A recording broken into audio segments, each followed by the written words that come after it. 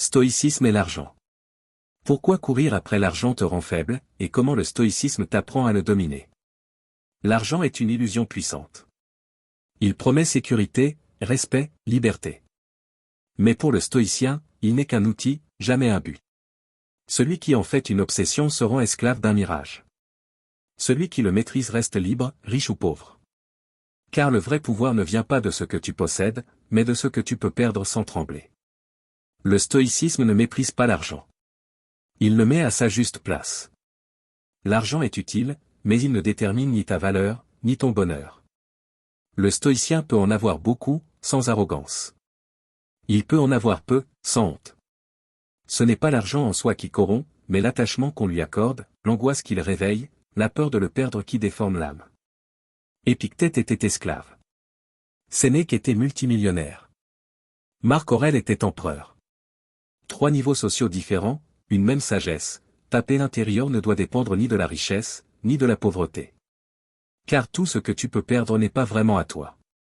Seule ton attitude face à l'argent est entièrement sous ton contrôle. Chercher à devenir riche sans vertu, c'est courir après le vent.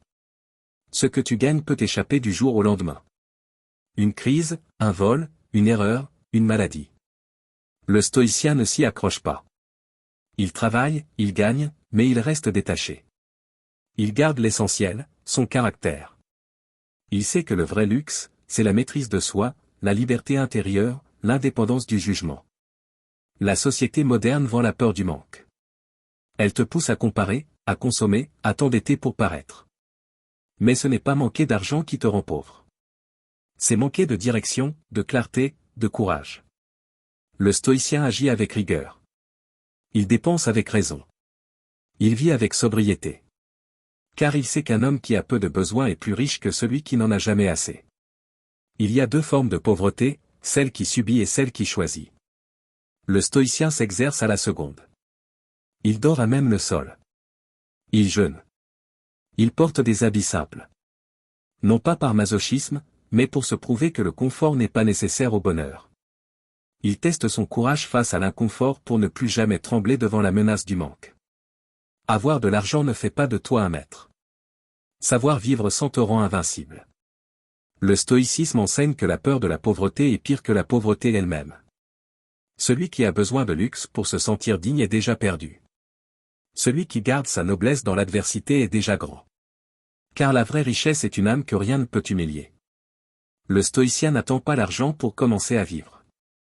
Il vit maintenant. Il agit selon ses valeurs, pas selon ses gains. Il travaille avec excellence, non pour être vu, mais pour se respecter. Il refuse la corruption, même rentable. Il refuse l'opportunisme, même lucratif. Car chaque pièce gagnée au prix de l'honneur est une dette envers soi-même. Le monde admire ceux qui réussissent. Le stoïcien admire ceux qui résistent. Il ne mesure pas un homme à son compte bancaire, mais à sa droiture. Il ne jalouse pas la fortune d'autrui, car il ne connaît pas le prix intérieur payé pour l'obtenir. Il préfère la pauvreté juste à la richesse honteuse. Il préfère une vie frugale avec paix à une vie brillante dans la peur de perdre. L'argent doit obéir, pas gouverner. Il doit servir tes objectifs, pas les dicter. Il doit être ton esclave, jamais ton maître. Celui qui vend son âme pour un salaire est plus pauvre qu'un mendiant libre. Celui qui perd sa dignité pour un bonus a déjà tout perdu. Le stoïcien garde l'essentiel intact, même au cœur de l'infortune. Le stoïcisme ne t'empêche pas de réussir. Il te protège de te perdre. Il te permet de construire sans t'attacher. De gagner sans te glorifier. De perdre sans te briser. C'est cette stabilité intérieure qui te rend puissant. Pas l'argent en lui-même, mais la sagesse de l'utiliser sans qu'il t'utilise. Apprends à vivre avec peu. Non pour t'enfermer dans la médiocrité, mais pour forger ta liberté. Ensuite, si l'abondance vient, tu pourras l'accueillir sans peur. Et si elle s'en va, tu n'en souffriras pas. Car l'essentiel est déjà en toi, le courage, la maîtrise, la vertu. C'est cela, la vraie richesse. Et elle ne se dévalue jamais.